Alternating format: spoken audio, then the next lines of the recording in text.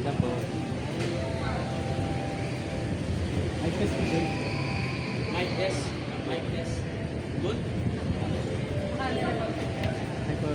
Simula po muna tayo pagpakilala. Ang pangalan po at ilang taon na po kayong seaman. Rolling. Rolling po.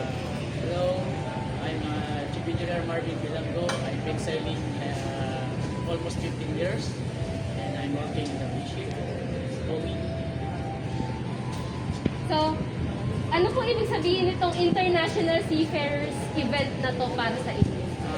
International event, first event na ito ay para sa mga seamen, especially para sa mga Filipino seafarers na kumbaga ang aming mga ihirap kumbaga inaano ng maritime industry na kumbaga ina-appreciate nila kung ano kami, kung ano ang nakikipart namin sa buong mundo.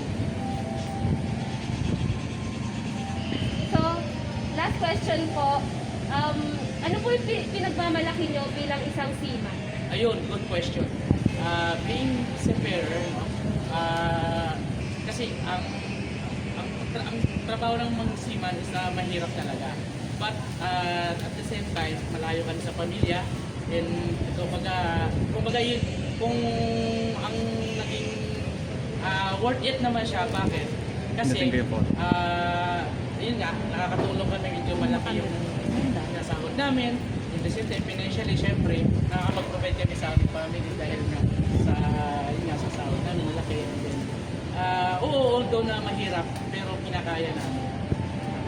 So, bali, last na lang sir, pasabi na lang po sa camera ng Happy International Seafarers Day. Sa buong mundo, kapwa ko Pilipino, Marino, Happy International Day. Happy Seafarers International Day. Happy International Seafarers Day. Ulit. Okay, ulit. Sa buong mundo, kapwa ko Pilipino, Marino, Happy International Seafarers Day sa atin lahat. Thank you. Thank